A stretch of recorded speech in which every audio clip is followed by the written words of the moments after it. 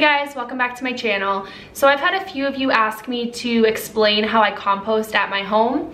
So I'm just gonna give you an overview of what I do on a day-to-day basis and then what I do each week with my compost bin. All right, so let's get into the video. So the first thing that I do is I have a small bin that I keep in my freezer. So whenever I'm chopping up any fruits or vegetables and I have any scraps, I just add that to my bin and I keep the bin in my freezer because it's gonna prevent it from smelling. It's gonna prevent any bugs being attracted to it. So it's a lot easier just to keep it all frozen. And then once I fill up my bin, I bring it out to the backyard and I dispose of it within my compost bin. The benefits to having your compost bin inside is it's not gonna smell, it's not gonna attract any bugs because it's just kept in your freezer. So I do recommend keeping your bin in the freezer if you do try this at home.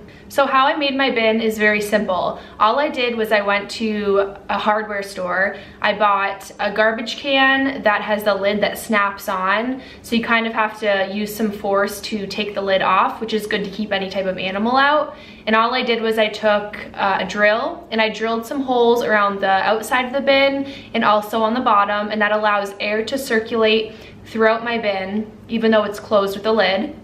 And also it allows the water to drain because you do want to moisten your compost like about once a week, but I'll get into that in just a bit. It really is not necessary to buy any type of fancy bin. You can buy them online, but they can be quite expensive. So my method I really do prefer because I didn't have to spend a few $100s on my bin. It was probably maybe $40.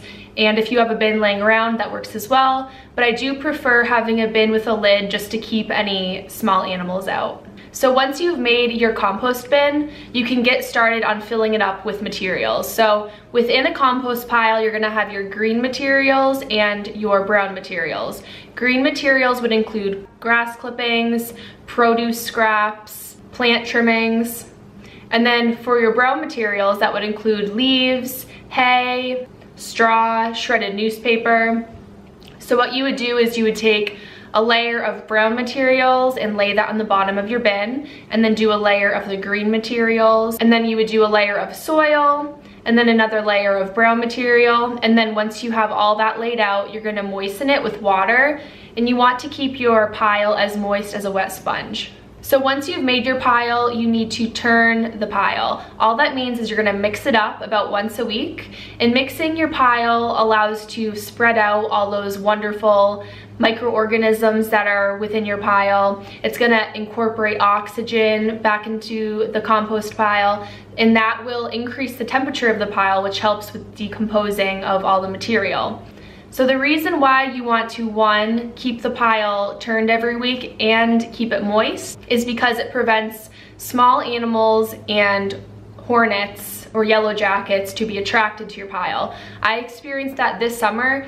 I noticed that there were a lot of yellow jackets around my pile, like inside of it, and I got really nervous because I didn't want my dog to get stung or even me.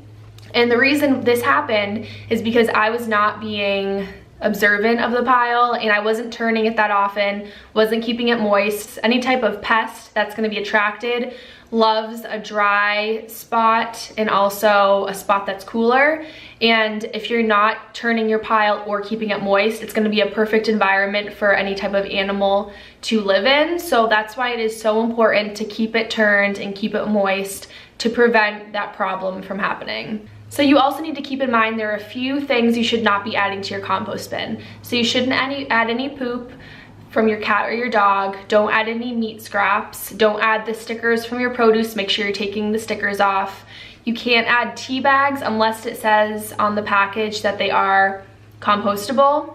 You shouldn't add any coated or glossy paper. And you also shouldn't add any large sticks because they will take too long to break down. Alright guys, so I think that's all I'm going to go over today when it comes to composting. I will do a few more videos on composting in the future, but if you have any questions, leave them down below. I would love to hear from you. Alright, so I'll see you in the next video. Bye!